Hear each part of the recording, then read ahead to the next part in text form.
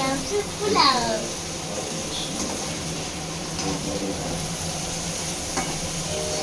એના માટે આપણે અમે થોડું તેલ લીધું છે. એના પછી મરચા, ટમેટા, લસણ, પછી આ બટેટા એ બધું કાપીને નાખી દઈશું. એના પછી તેલ જાય ગરમ થઈ જાય ત્યારે રાઈ ને એ બધું નાખી મિક્સ કરી લેશું. એના પછી આપણે નાખશું બટેકા ને એ બધું. પછી થઈ જાય પછી નાખશું મીઠો લીમડો. મીઠો લીમડો નાખ્યા પછી થોડીક વાર મિક્સ કરતી રહીશું. મિક્સ કર્યા પછી એમાં નાખશું મરચા.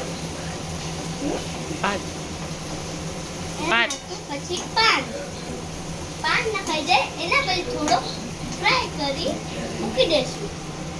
એ થઈ જાય એના પછી આપણે નાખશું મરચાને મિક્સ કરીને જ્યાં સુધી આખું ફ્રાય થઈ જાય આખું પછી નાખશું આપણે ટમેટા. એના પછી તમે જોઈ લો.